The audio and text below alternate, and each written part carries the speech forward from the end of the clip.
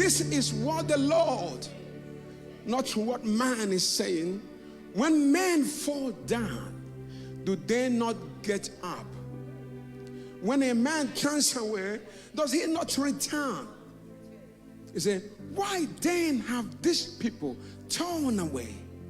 Why does Jerusalem always turn? A lot of somebody always turn away. They cling to deceit. They refuse to return.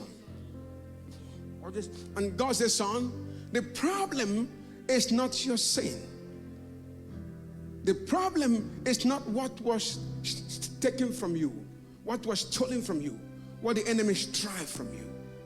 I hope everybody there is following. He said, it's not the problem. He said, the problem is in your willingness to return.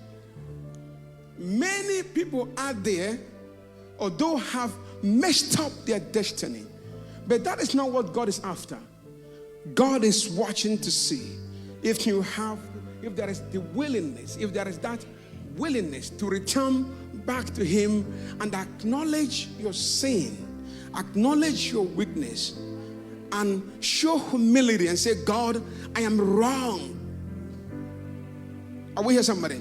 Verse 6, he said, watch this, shall we read together? I've listened attentively, but they do not say what is right. No one repents of his wickedness, saying, what have I done? Each pursue his own course, like a horse charging into battle. So the problem here is not the previous sin. The problem is the unwillingness to return back to the mountain to be restored. Everyone can be restored. Anyone. It doesn't matter how long you have been in that grave. There is no difficult resurrection if Jesus is involved. Are we here, somebody? Lazarus was in the grave for 4 days. But when Jesus Christ arrived, how do you go to the grave and bring out a man and restore back his life, remove all the mud? Hello, somebody. How do you do that? How does that happen? I wish to hear somebody. Yes, remove from the mud, remove the garments, of grave or the grave garment, and restore somebody that been buried for 4 days. Unless you don't believe the Bible, if you believe the Bible, those examples shows us that it doesn't matter how far you've gone. It doesn't matter what the enemy have accused you of. If you call Jesus into your case, hello, somebody, if you can ever invite him. Mary and Martha went back home to consult with Jesus and told Jesus that our brother is sick. They knew where to go. But by the time Jesus got there, Lazarus was dead. And he went to the grave where they lay him. He called him with a commanding and authoritative voice. And sometimes we make such decrees from the altar. And some of you may think it's a normal decree. But those certain decrees are the decrees that call people out of the grave. He commanded, say, Lazarus, come out here. A man that was buried for 4 days heard the voice of the master all the way in the grave. He lost somebody and resurrected. And that shows that every problem have ease. Your sickness can heal. Your challenges can hear God. Your pain can hear. Your attitude can hear God. Somebody, there is nothing in life, even stones can hear. Are we here, somebody? If you bring the master in, can every day this master keep working? He is always working. Never sleep nor slumber. If you read Job 42 42 verse 10, the Bible says, and God restored Job twice as much. Are we still here? And after Job had prayed for his friends, the Lord made him prosperous again. What's that word? Again. So God can restore you again. Can give him twice as much as he had before. There are some of you here in this season of glory day. God will give you twice as much. You lost it. You understand? Now you are coming home. Now you are returning home. He will not only restore you, he's going to give you twice as much. And God gave Job, and the Lord made him prosperous again. That implies it is the Lord that make men. Hello, somebody. It is God that will make you. It doesn't matter how much you try. If you do not submit to his lordship, you can't be made. Hello, somebody. If there's anybody here that wants to be made, you need to return back to God. And God made him twice as much. And why? Because of Job's attitude. Sometimes what is hindering your restoration is your attitude, your unwillingness to return, your unwillingness to pray, your unwillingness to honor. God, before he restored Job, he tested him. He spoke to him and said, pray for your friends who maligned you. Pray for your friends who have dishonored you. Pray for your friend who lied against you. And Job could have said, no, they have messed up my name. But Job lifted up his hands and prayed for them in spite of all the insult. And the Bible says, after he prayed for the friends, then God restored him twice as much. Sometimes your restoration is tied to your attitude. How far are you willing to go? How far are you willing to open up? Are you willing to come up to the mountain? I'm about to close.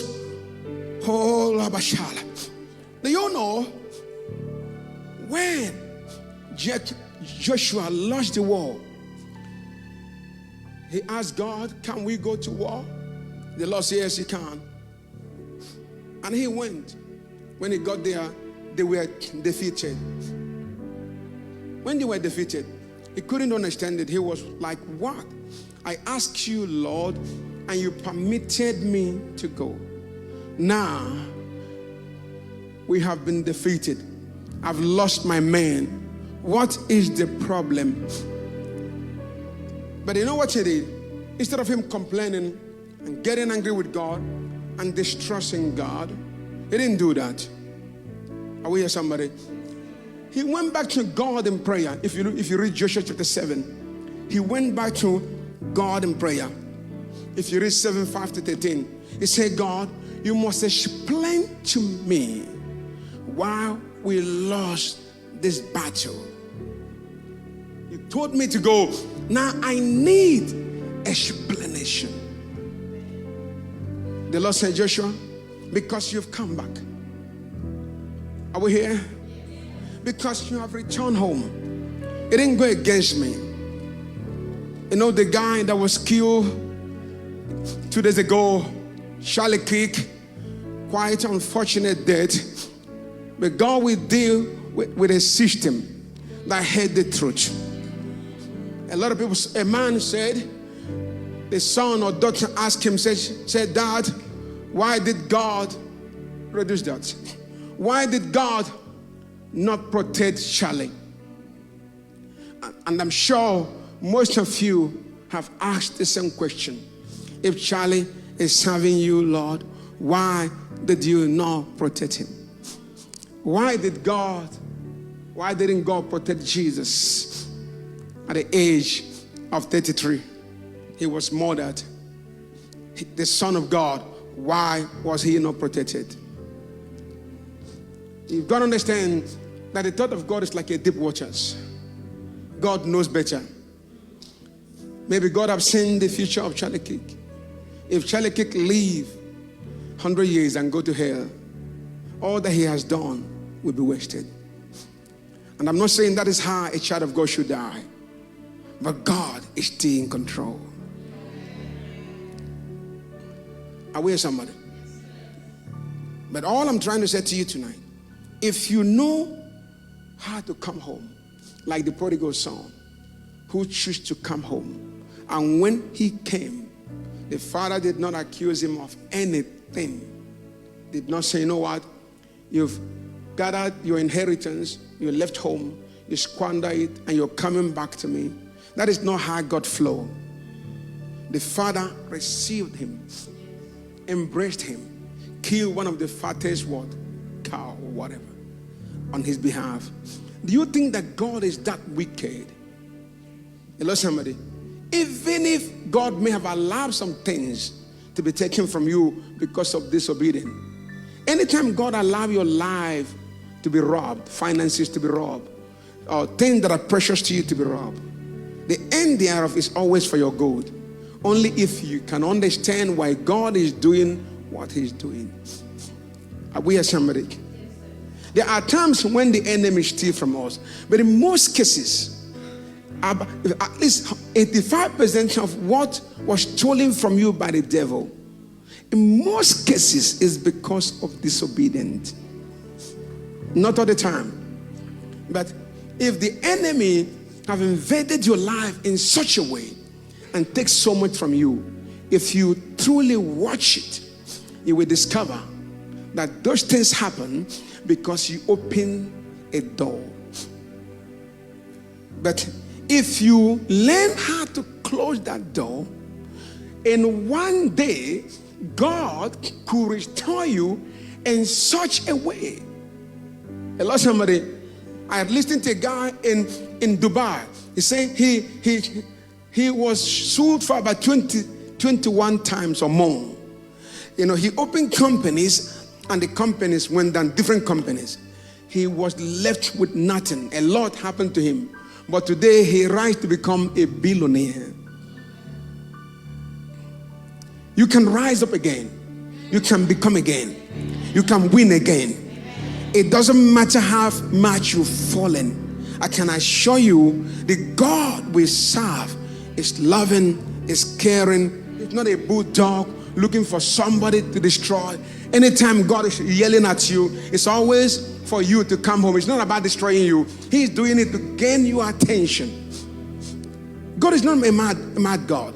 Look at some of the things we've done to our parents. Yet they continue to love us. Hello, somebody. Think of the fatherhood of God.